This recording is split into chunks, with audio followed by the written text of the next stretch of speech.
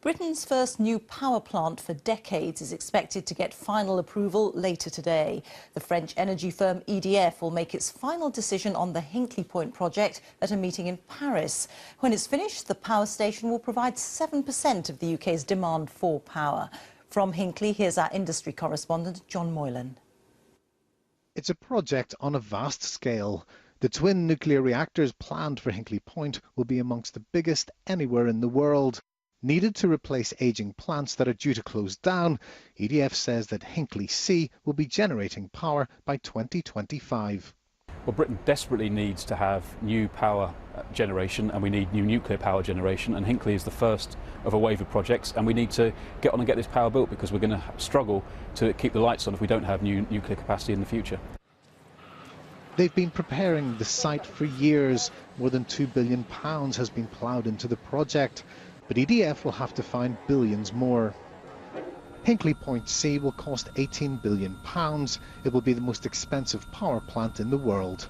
It will provide 7% of the UK's electricity. Over the next decade, the project will create 25,000 jobs, providing a huge economic boost for the region. But some doubt if it will work. EDF's Flamanville project in northern France is 3 times over budget and years behind schedule. The company is also mired in debts and faces huge financial commitments in the future to upgrade its nuclear plants. Earlier this year, EDF's finance chief Thomas Piquemal resigned amid concerns soaring costs could destabilise the company. The powerful French unions want Hinkley to be delayed too.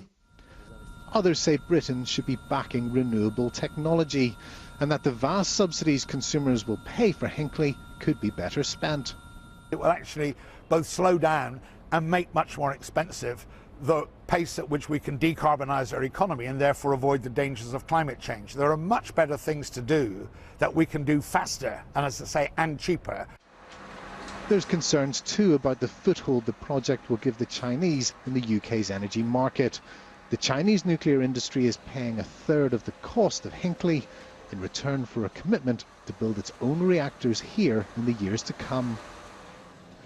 EDF says Hinkley Point will be the biggest construction site in Europe. It could be providing power well into this century.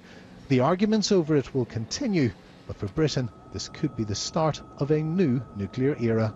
John Moylan, BBC News.